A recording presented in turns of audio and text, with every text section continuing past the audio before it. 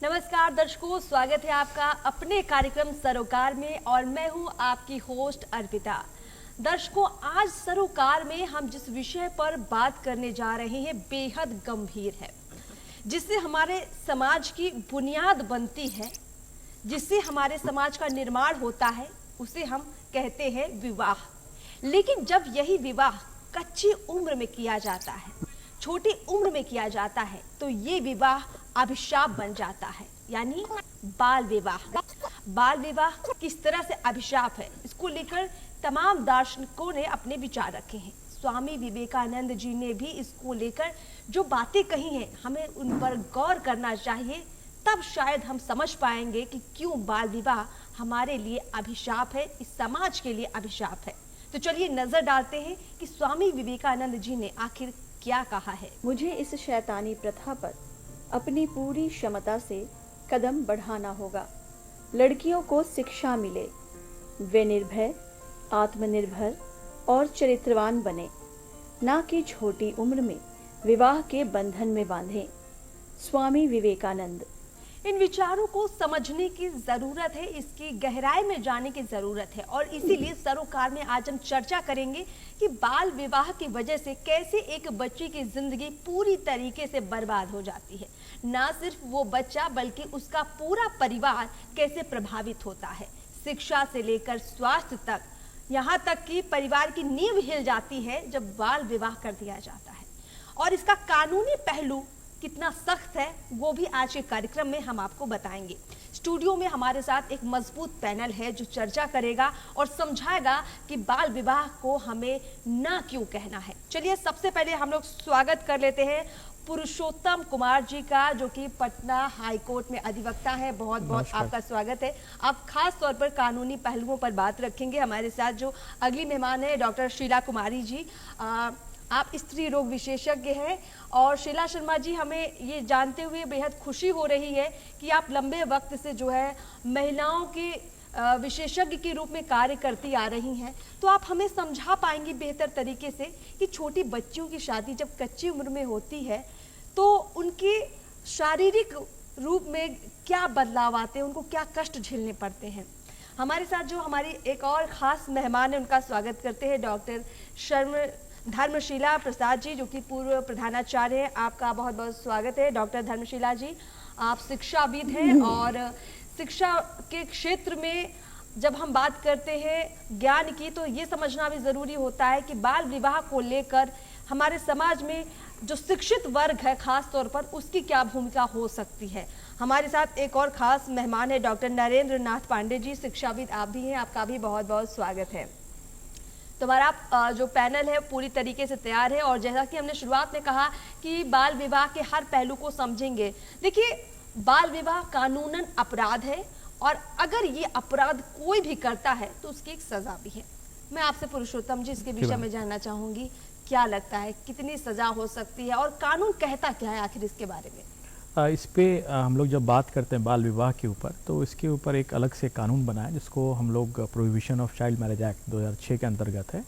और इसमें बहुत सारे प्रोविजंस है जो ये बताता है कि अगर आप जो मैरिजेबल एज पे हम बात करें तो अगर मेल है तो उसका 21 साल से कम में वो शादी नहीं करेगा और जो फीमेल है वो 18 ईयर्स निर्धारित किया गया है।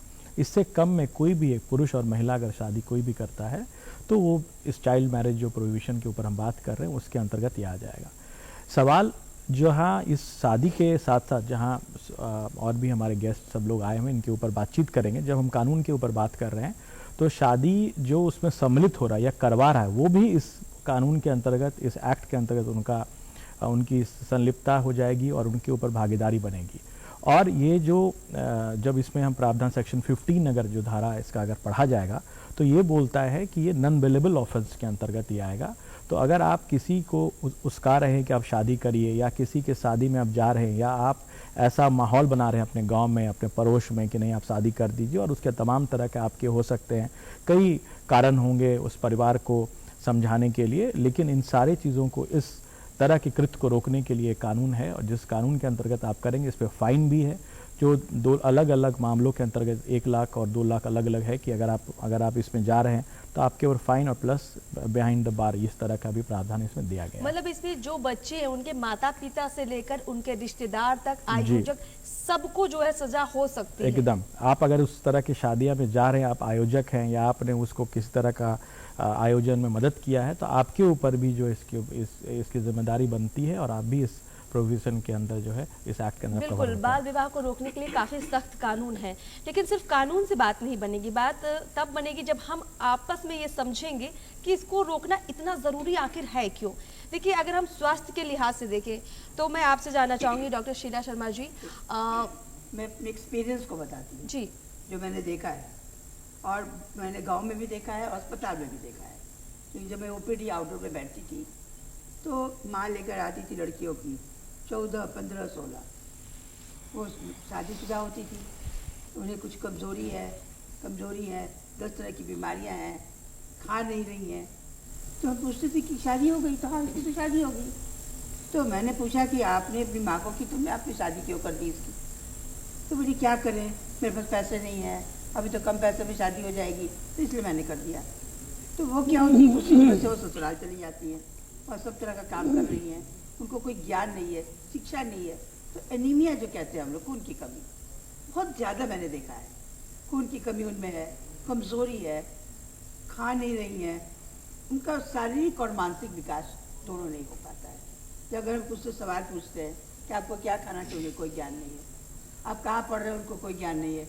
आपको पढ़ना भी चाहिए, कोई ज्ञान नहीं है। और उसके बाद क्या कष्ट होता है जब वो गर्भवती हो जाती है, और भी कष्ट है।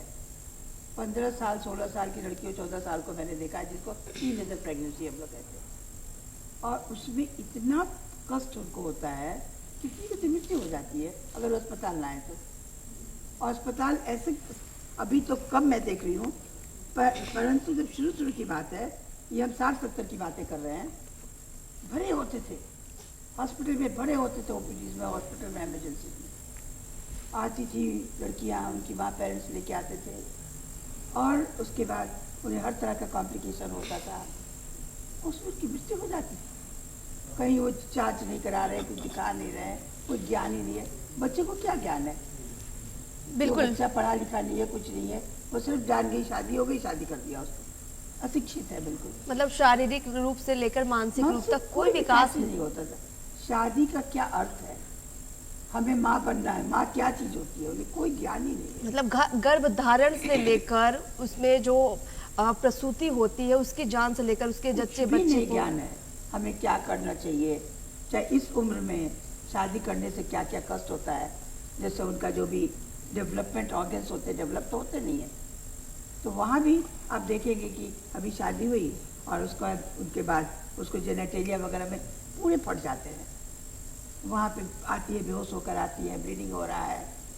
मैं इतना बुरा हाल होता था कि उनके जो भी प्रजनन के अंग होते थे, उनसे डेवलप नहीं होता है, उसका विकास नहीं होता है। बड़ी चिंता की बात है ये। बहुत चिंता की बात है। तो बाल विवाह तो एक अभिशाप है हमारे समाज के लिए। बिल्कुल। देखिए, जो बातें आप सुन रहे हैं इसको बहुत गहराई से समझिए भी, कि जब हम बच्ची की शादी कच्ची उम्र में कर देते हैं तो हम उसकी मौत को न्योता देते हैं, हम उसकी ज़िंदगी से खिलवाड़ करते हैं। तो आप उसका कोई जीवन नहीं बचा रहे हैं, अब उसके जीवन को नष्ट कर रहे हैं। छोटी बच्ची जब प्रेग्नेंट हो जाती है, उसे कोई समझ नहीं होती है कि वो अपनी गर्भावस्था में क्या करेगी। उसका शरीर उतना मजबूत नहीं होता है कि वो गर्भ धारण कर पाए, और ऐसे में कई बार जच्चा बच्चा दोनों की भी मौत हो जाती है। इसे कैसे हम रोक सकते हैं, ये भी पहलू समझना ज़रूरी है। और इसीलिए मैं मैम आपसे जानना चाहूँगी, धर्मशीला मैम, आप शिक्षा के क्षेत्र से जुड़ी हैं, कैसे हम शिक्षा के ज़रिए बदलाव ला सकते हैं? और जब बच्चियों की शादी छोटी उम्र में हो जाती है तो पढ़ाई लिखाई से वो कितना दूर हो जाती हैं, इस पहलू पर भी बताइए ज़रा। देखिए, हर समाज की अपनी सामाजिक मान्यताएं होती हैं और उसको लोग अपने पूर्वजों से ग्रहण करते हैं। इसमें समय और परिस्थिति के अनुसार कुछ परंपराएं जो हैं वो अनुपयोगी हो जाती हैं। उसी में से एक है बाल विवाह। तो बाल विवाह के पीछे जो परंपरा है उसको पहले ध्यान में रखना होगा कि कुछ मान्यताएं ऐसी हैं कि मासिक धर्म होने से पहले अगर बेटी की शादी कर देते हैं तो एक महायज्ञ के बराबर होता है। दूसरी बात कि कम उम्र की शादी कर देंगे लड़की की तो दहेज तिलक कम देना पड़ेगा। और तीसरी बात यह है लैंगिक असमानता कि लड़कियों को हम लोग कम मतलब लेस वैल्यूएबल मानते हैं, तो उस पर जितना दिन वो रहेगी उस पर खर्च करेंगे तो बेकार ही होगा, वो दूसरे घर में चली जाएगी। तो अपने पारिवारिक खर्च से बचने के लिए भी ऐसा करते हैं। और तीसरी बात ये है कि जब एक और जो सबसे प्लस पॉइंट है, आज भी पुराने लोग बैठ के दोहराते हैं कि जो तलाक सिस्टम सुनते हैं तो कहते हैं कि बाल विवाह बहुत अच्छा था और उस छोटी उम्र में लड़कियां ससुराल चली जाएंगी तो उनके पारिवारिक मान्यताओं को जो रीति रिवाज है उनको सहज से उसके एडजस्ट करने में उनको काफी सुविधा मिलती है। बिल्कुल ये सोच है लोगों में, ये अभी भी। सोच है, लेकिन यही विनाश का कारण बन जाता है कि वो परिपक्व नहीं होती है, शिक्षा की कमी है, वो उस मूल्य को नहीं समझते हैं कि छोटी सी लड़की को शादी कर देने के बाद क्या होगा। मैं इसमें एक और बात जोड़ना चाहूंगी कि बाल विवाह हमने ये भी देखा है कि सिर्फ लड़कियां नहीं, छोटे छोटे लड़कों की भी शादियां कच्ची उम्र में हो जाती हैं। तो इसमें एक चीज और है, एक और जो आपको हम ध्यान नहीं देते कि बाल विधवा का भी प्रॉब्लम इसमें होता है। सोशल प्रॉब्लम में सिर्फ यही नहीं है कि बाल विधवा हो गई, बाल विधवा हो गई फिर उसका रीमैरिज नहीं हो क्या, तो बहुत तरह का प्रोस्टिट्यूशन वगैरह भी डेवलप कर जाता है जब उस लड़कियों को कोई देखने वाला नहीं होता। तीसरी बात यह है कि शादी कर देने के बाद जो एक बहुत क्रूर भाषा में बता रहे हैं कि लड़की को एक लेबर के रूप में, एक सेक्स ऑब्जेक्ट के रूप में और एक प्रोक्रिएशन मशीन के रूप में ले आते हैं। आओ बच्चा पैदा करो, लोगों का सब देखभाल करो, और उस कच्चे उम्र में उन पर इतना बोझ पड़ जाता है। तो ऐसे में जब सबसे जो प्रमुख चीज है वो है शिक्षा, और शिक्षा में पहला स्टेप जो आएगा कि शिक्षा के साथ साथ उसमें प्रशिक्षण भी दे, रोजगारोन्मुखी प्रशिक्षण, ताकि लड़कियों के लिए पिता जो है सिर्फ घर और बड़ का सिलेक्शन नहीं करे, उनको पैरों पर खड़ा रहने के लिए कुछ ट्रेनिंग भी दे, और इस तरह से करके उस पर कमी लाई जा सकती है। और हमारा बिहार सरकार इसमें बहुत आगे है। लड़की पढ़ाओ और बढ़ाओ में आप देखिए कि बहुत माने जितना हम लोग चाहते नहीं हुआ, लेकिन बहुत हद तक हुआ है कि लड़कियां स्कूल जाती हैं तो उनको ड्रेस मटेरियल है, स्टडी मटेरियल है, साड़ी है, क्या कह रहे हैं, साइकिल है, और पास करने पर फर्स्ट डिवीजन सेकंड को 25,000, 40,000, 50,000 के इनाम मिलते हैं, प्रोत्साहन मिले बच्चों को पढ़ाने के मिल लिए। रहा है। बिल्कुल। तो इसका असर पड़ा है, इसका असर, लेकिन आप कह सकते हैं कि वो जितना होना चाहिए नहीं है, लेकिन उस दिशा में हम लोग बढ़ चले हैं। बिल्कुल। और इसमें सामाजिक जागरूकता लाने के लिए क्या जरूरी है कि जो शिक्षाविद हैं बिल्कुल वो लोग इसमें आगे आए हाँ। और स्थानीय लेवल पर उनको समझाएं। बिल्कुल मैम, मैं इसी बात को आगे बढ़ाऊंगी और नरेंद्र राजू मैं आपसे इस बात को समझूंगी कि शादी से पहले शिक्षा कितनी ज़रूरी है, चाहे वो लड़के हो या लड़कियां हो। हम सोचते हैं कि शादी कर देंगे तो ज़िंदगी बेहतर हो जाएगी, लेकिन हम ये क्यों नहीं समझते हैं कि पहले हम शिक्षा उनको दे दें तो ज़िंदगी बेहतर हो सकती है। दरअसल एक लड़की की शादी उसके वयस्क होने से पहले कर दी जाए, इससे बढ़ के कोई अन्याय नहीं हो सकता है। और ये समझना होगा हमको कि समाज में बाल विवाह क्यों है, उसे कैसे दूर किया जाए, उसे क्या हानियां हैं ये समझते हुए, और क्यों बाल विवाह नहीं होना चाहिए। होने के तो बहुत सारे कारण अभी बताए गए हमारे माननीय सदस्यों द्वारा। गरीबी उसमें एक बहुत बड़ी चीज़ है, धर्मशीला जी ने बहुत सही बात कही है, और शिक्षा एक बहुत बड़ी चीज़ है। अब मैं आपको एक उदाहरण दूंगा। अब मान लीजिए टमाटर का एक पौधा है, उसकी लत होती है, उसको लत को आप चढ़ाते हैं, और उस पौधे में टमाटर की जगह अगर कोहड़ा निकल जाए तो लत का क्या हाल होगा, लत तो टूट जाएगी ना। हमारी बच्ची जो अभी वयस्क नहीं हुई है उसकी शादी आप कर देते हैं 10 साल में, 12 साल में, 14 साल में, और सही कहा शीला जी ने कि अभी तो वो विकसित नहीं हुई होती हैं। तो अधिकांश तो मृत्यु हो जाती है, प्रसव में मृत्यु हो जाती है, उनकी मृत्यु हो जाती है। और दूसरी ओर इशारा किया धर्मशिला जी ने कि वो विधवा भी तो हो सकती हैं। मैं अपना उदाहरण आपको देता हूँ कि मेरी 2 मौसी बाल विवाह उनका हुआ, वो बाल विधवा हो गई और वो जा कर के उनका जो स्वर्गवास हुआ वो 80-85 की उम्र में हुआ। अब आप सोचिए कि 14-15 साल की उम्र से 85 साल की उम्र तक वो ऐसे ही रहीं। अच्छा, दूसरी चीज़ यह है कि आप अगर बाल विवाह कर देते हैं बच्चियों की, तो आप उनको बहुत सारी चीज़ों से रोकते हैं।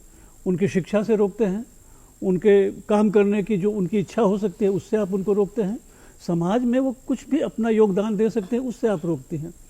तो ये बहुत बड़ी चीज़ है जो कि हम बाल विवाह को ख़त्म करके कर सकते हैं। देखिए, और ये समस्या मैं ये नहीं बताऊंगा कि सिर्फ भारत में है, ये पूरी वैश्विक समस्या है। मैं देख रहा था इंटरनेट पर कि अफ्रीका महाद्वीप के बहुत सारे देशों में बाल विवाह होता है। आपको ताज्जुब होगा जानकर कि अमेरिका के 34 राज्यों में बाल विवाह को लीगल, मतलब इलीगल नहीं है वो, 34 राज्यों में, अमेरिका जैसे देश में। तो ये तो समझना होगा हम लोगों को, सभी लोगों को, कि लड़की का अधिकार उतना ही है जितना लड़के का, और उसको ये अधिकार है कि वो विकसित हो जाए तब उसकी शादी हो। शादी के बाद वो पति पत्नी मिलकर समस्याओं को सुलझाएं, वयस्क होकर सुलझाएं, ये ज़रूरी होगा। तो जो अशिक्षा है उसको दूर करना होगा।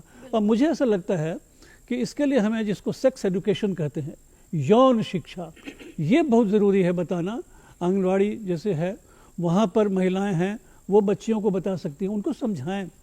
लोग इससे परहेज़ करते थे, लेकिन माँ बाप का भी फ़र्ज़ है कि वो लड़कियों को बताएं कि ये क्या अंग विशेष का क्या काम है और कब आप प्रोक्रिएशन के लिए जा सकते हैं। सही बात है, बिल्कुल। ये हर मुझे तरह की लगता है शिक्षा के साथ जो यौन शिक्षा है उसकी जागरूकता के लिए भी तमाम कार्यक्रम होते रहते हैं। और देखिए, नई शिक्षा नीति के जरिए भी प्रयास हो रहा है कि बच्चियों को बहुत छोटी उम्र से ये शिक्षा दे दी जाए। आखिरकार इंटरनेट का ज़माना है, बच्चों के हाथ में भी स्मार्टफोन आ चुके हैं, तो बच्चियाँ गलत कंटेंट में ना जाएं। और माँ बाप के मन में वो जो डर है कि भैया बच्चों की जल्दी शादी कर दो, कहीं बच्चे बिगड़ ना जाए, ये सारा कॉन्सेप्ट खत्म करना पड़ेगा शिक्षा के जरिए, क्योंकि जागरूकता आएगी तो अपने आप बदलाव आएंगे। मैं इसके कानूनी पहलू पर भी जाऊंगी, क्योंकि कहते हैं ना कि कई लोग जो है बातों को नहीं समझते हैं, लेकिन जब कानून का डर, कानून का डंडा चलता है तो बात समझ में आती है। और इसीलिए कुछ ऐसे खास तौर पर समाज के लोग जो अड़े हुए हैं, उन्हें हम कानून और अच्छे से समझाना चाहते हैं। मैं आपसे जानना चाहूंगी, हमारा काफी सख्त कानून है, लेकिन फिर भी चोरी छिपे कहीं 2-4 केस सामने आ जाते हैं, ग्रामीण इलाकों में और ज्यादा आ जाते हैं। तो हम शिकायत कैसे कर सकते हैं? ऐसे लोगों के खिलाफ हम कहां जाकर कंप्लेन कर सकते हैं?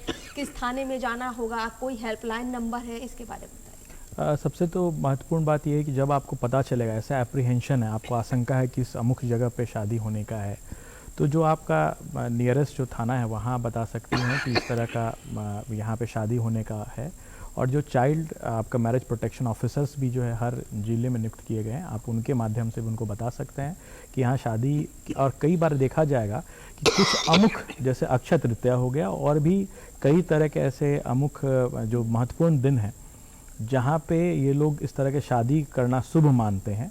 और अगर इस तरह का कभी कंप्लेन या आपको लगे कि नहीं शादी होने वाली है, तो आप इमीडिएटली वहाँ इंटीमेट करें, और इंटीमेट करने के बाद आपको ज़रूर वहाँ से पुलिस ऑफिशियल्स और जो कंसर्न ऑफिसर है वो आने के आपकी मदद करेंगे। एक बात। दूसरी बात कि आप जब डीएम जो डिस्ट्रिक्ट मजिस्ट्रेट हैं या आपके गांव में भी इसके अवेयरनेस प्रोग्राम के लिए इस पर गाइडलाइंस भी दिए गए हैं, और समय समय पर डीएम को जिम्मेदारी दी गई है कि अब ब्लॉक स्तर से लेकर गांव स्तर तक जो है इसकी आप निगरानी करिए, कैसे लोगों के बीच में, जैसे मैम ने बताया शिक्षा को लेके, और जो सर ने भी बताया और मैम ने भी हेल्थ को ग्राउंड बताया, तो ये आपस में अवेयरनेस प्रोग्राम क्रिएट करने के लिए कि लोग इस तरह के काम को ना करें। तीसरा एक और महत्वपूर्ण चीज़ है, कोई अगर वयस्क आदमी अगर वो शादी करता है तो वो भी इस कानून के दायरे में आ जाता है। मतलब किसी छोटी बच्ची के जी साथ जी अगर कोई कोई विवाह वयस्क कर अगर लेता है, मेल है, अगर वो शादी कर रहा है किसी भी बच्ची के साथ, तो वो भी इस कानून के अंतर्गत है और उसके ऊपर भी फाइन है और आप इस एक्ट के अंतर्गत उस पर प्रोसीडिंग चलेगी। मैं इस पर एक बात ज़रूर बताना चाहूँगी, हमारे तमाम पैनल के लोगों से भी ये बात ज़रूर जिक्र करना चाहूँगी कि हम अक्सर ऐसा देखते हैं कि जब लोगों की उम्र 40-45 के पार हो जाती है और किसी कारण से उनकी शादियाँ नहीं होती है, तो अक्सर हमने देखा है कि वो गरीब छोटी छोटी बच्चियों से जो है शादी करने की पहल करते हैं और कई बार गरीब माँ बाप इस लालच में आ जाते हैं कि चलिए बच्ची तो हमारी पार लग जाएगा इसका, वो खरीद लेते हैं बच्चियों को। हाँ। बच्चियां बिक जाती हैं।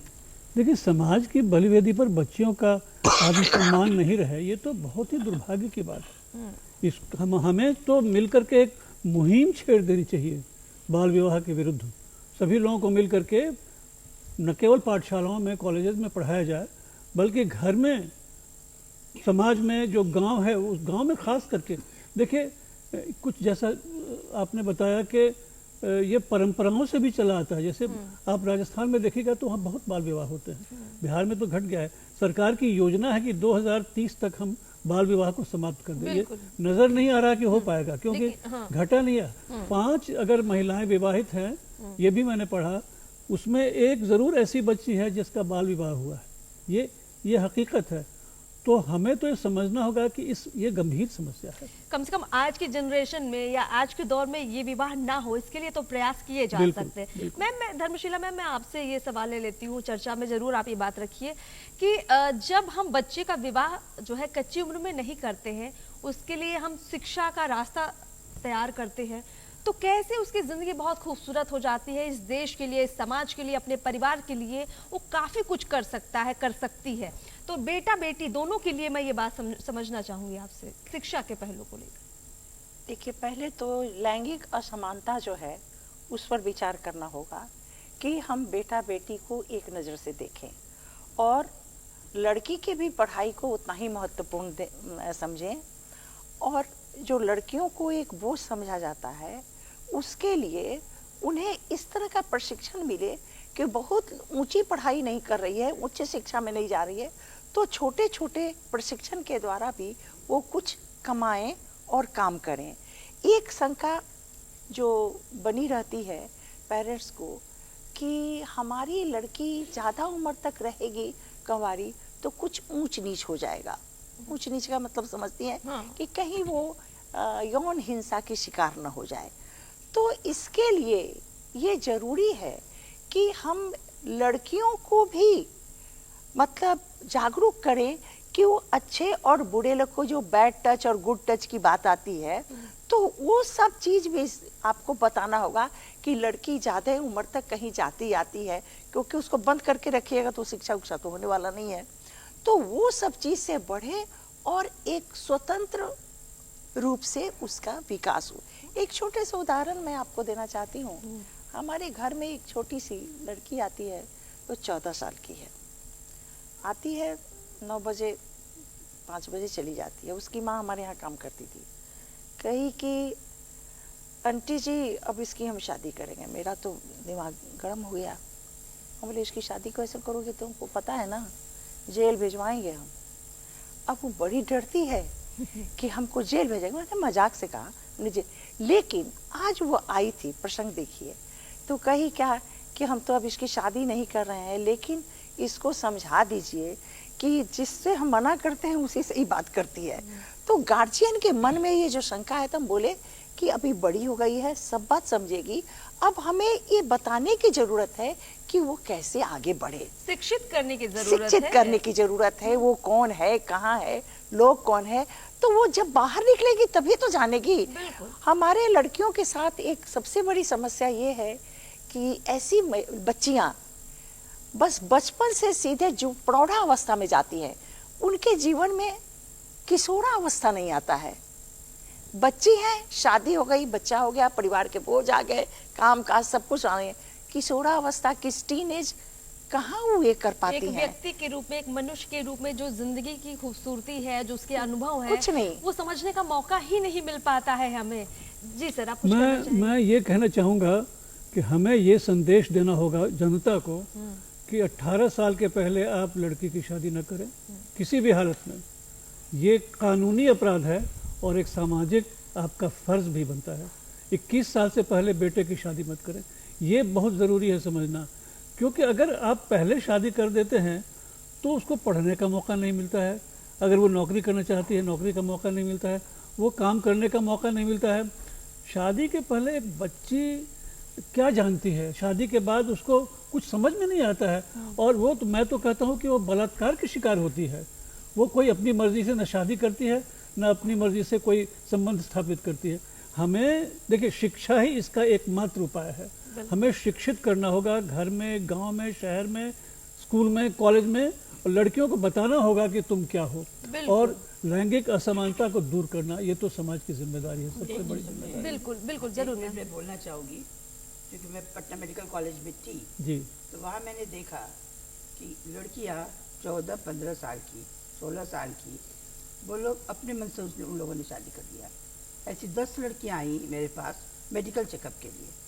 उनके गार्जियन कह रहे थे कि एडल्ट नहीं है, इसलिए इनकी शादी हम लोग नहीं मानते हैं, ज़बरदस्ती की गई है। लेकिन वो बार बार हमने चेकअप करने लगे, मेडिकल चेकअप, अरे नहीं मैं तो 18 की हूँ, मैं तो 18 की हूँ, मैं तो 18 की। तो ये मैंने पाया कि 10 लड़कियों के गार्जियन साथ में नहीं थे, वो उसके विरुद्ध में थे, परंतु उनको पढ़ाया गया था। ये जिस लड़कों से उसकी दोस्ती हो गई थी, वो उसके शिक्षा साथ की आई। कमी थी, कुल शिक्षा की मिलाकर कमी थी। ये बच्चियां मिसगाइडेड थी, और यही वो- नहीं, हाँ। इसमें एक चीज मैं बताना चाहूंगी, इस पे एक जरूरी चीज है, बर्थ सर्टिफिकेट, जन्म जी जी चलिए, प्रमाण पत्र। ठीक है मैम। अब और समय मैं आपको मैं बीच में रोक रही हूँ, माफ कीजिए, क्योंकि समय बेहद कम हो चुका है। विदा लेना है हमारे दर्शकों से, और हमारी पाबंदियां हैं, और इस कम समय में बहुत बहुत शुक्रिया अदा करना चाहूँगी, क्योंकि आपने हर पहलू को आज की चर्चा में शामिल किया है। बहुत बहुत शुक्रिया आप तमाम मेहमानों का, बहुत बहुत शुक्रिया, बहुत बहुत शुक्रिया। चलिए दर्शकों, बेहद कम समय में हमारे मेहमानों से मैं माफ़ी चाहूँगी कि मुझे उन्हें बीच में रोकना पड़ा, लेकिन मैं जाते जाते इतना ज़रूर आपसे कहना चाहूँगी कि हमें 2 स्वरूपों में खुद को शिक्षित करना होगा। पहला ये कि हमें अपने परिजनों को, अपने माँ बाप को शिक्षित करना होगा कि अपने बच्चों को जो है पढ़ाना लिखाना है, और बच्चियों को उनकी ज़िंदगी का मकसद समझाना होगा, बच्चों को उनकी ज़िंदगी का मकसद समझाना होगा, तब हम आगे बढ़ पाएंगे। फटाफट हमारा ईमेल आईडी भी नोट कर दीजिए, directorddkpatna@gmail.com। इस पर आप ज़रूर अपनी राय भेजिए कि सरोकार में और किन विषयों पर आप चर्चा चाहते हैं, अपने सुझाव भी ज़रूर भेजिए। हमें फिलहाल इजाज़त दीजिए और डीडी बिहार के साथ अपना प्यार बरकरार रखिए। नमस्कार।